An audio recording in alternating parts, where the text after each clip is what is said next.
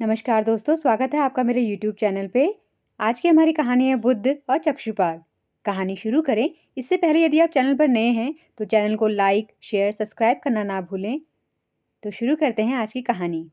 बुद्ध और चक्षुपाल। एक बार भगवान बुद्ध जेतवन विहार में रह रहे थे। भिक्षु चक्षुपाल भगवान से मिलने के लिए आए थे। उनके आगमन के साथ उनकी दिनचर्या, व्यवहार और गुणों की चर्चा भी हुई। भिक्षु चक्षुपाल अंधे थे।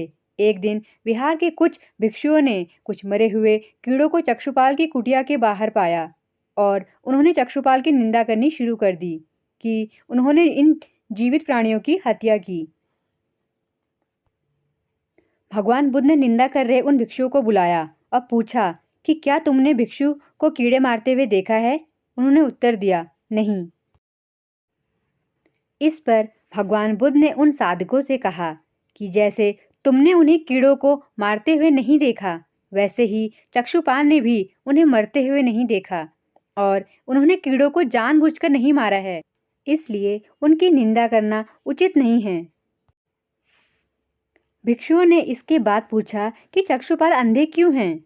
उन्होंने इस जन्म में अथवा पिछले जन्म में क्या पाप किए? भगवान बुद्ध ने चक्षुपाल के बारे में कहा कि वे पूर्व जन्म में एक चिकित्सक थे। एक अंधी स्त्री ने उनसे वादा किया था कि यदि वे उसकी आंखें ठीक कर देंगे तो वह और उसका परिवार उनके दास बन जाएंगे। स्त्री की आंखें ठीक हो गई, पर उसने दासी बनने के भय से यह मानने से इनकार कर दिया। चिकित्सक को पता था कि उस स्त्री की आंखें ठीक हो गई हैं, वह झूठ बोल रही है। उसे सबक सिखाने के लिए या बदला लेने के लिए चक्षुपाल ने दूसरी दवा दी। उस दवा से महिला फिर अंधी हो गई। वह कितना ही रोई पीटी, लेकिन चक्षुपाल जरा भी नहीं पसीजा। इस पाप के फलस्वरूप अगले जन्म में चिकित्सक को अंधा बनना पड़ा। दूसरी कहानी है परिश्रम और धैर्य।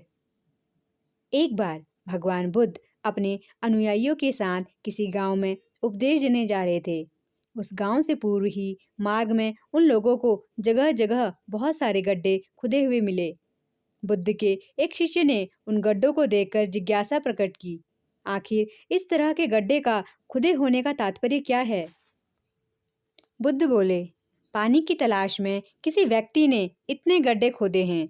यदि वह धैर्यपूर्वक एक ही स्थान पर गड्ढे खोदता तो उसे पानी अवश्य मिल जाता, पर वह थोड़ी देर गड्ढा खोदता और पानी न मिलने पर दूसरा गड्ढा खोदना शुरू कर देता। व्यक्ति को परिश्रम करने के साथ धैर्य भी रखना चाहिए। अगली कहानी है अमृत की खेती।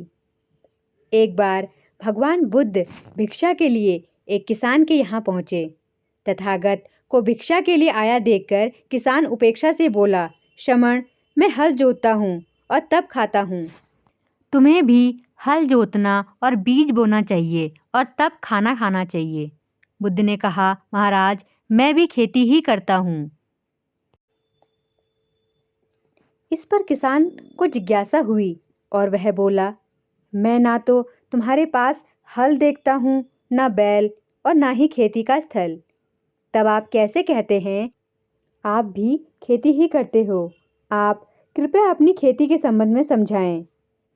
बुद्ध ने कहा, महाराज, मेरे पास श्रद्धा का बीज, तपस्या रूपी वर्षा और प्रजा रूपी जोत और हल है। पापभीरुता का दंड है, विचार रूपी रस्सी है, स्मृति और जागरूकता रूपी हल की फाल और पैनी है। मैं वचन और कर्म में संयत रहता हूँ। मैं अपनी इस खेती को बेकार घास से मुक्त रखता हूँ और आनंद की फसल काट लेने तक प्रयत्नशील रहने वाला हूँ। अप्रमाद मेरा बैल है, जो बाधाएं देखकर भी पीछे मुंह नहीं मोड़ता है। वह मुझे सीधा शांति धाम तक ले जाता है। इस प्रकार मैं अमृत की खेती करता हूँ। अगली कहानी है दान की महिमा। भगवान बुद्ध का जब पाटलिपुत्र में शुभागमन हुआ तो हर व्यक्ति स्थिति के अनुसार उन्हें उपहार देने की योजना बनाने लगा। राजा बिंबिसार ने भी कीमती हीरे, मोती और रत्न उन्हें पेश किए। बुद्धदेव ने सबको एक हाथ से सहर्ष स्वीकार किया।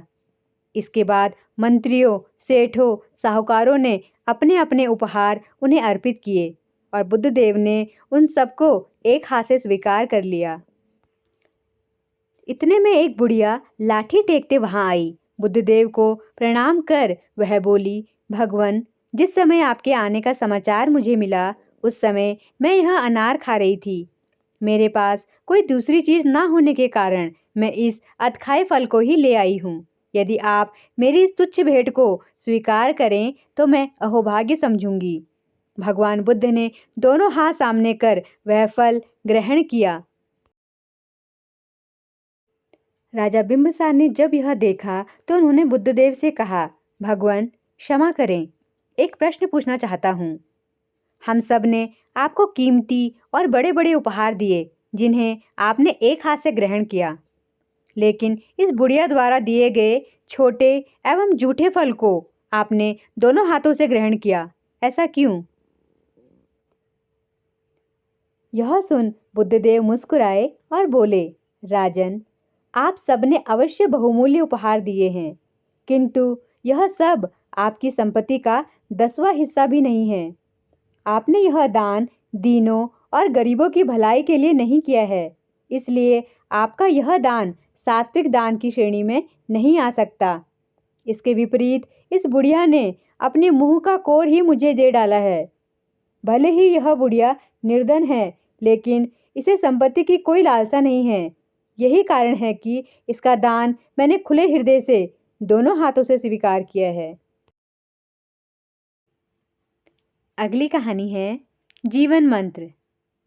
गौतम बुद्ध की एक प्रचलित कथा के अनुसार एक दिन सुबह सुबह सभी शिष्य बुद्ध के प्रवचन सुनने के लिए एक साथ बैठे हुए थे। कुछ देर बाद बुद्ध अपने साथ एक रस्सी लेकर आए।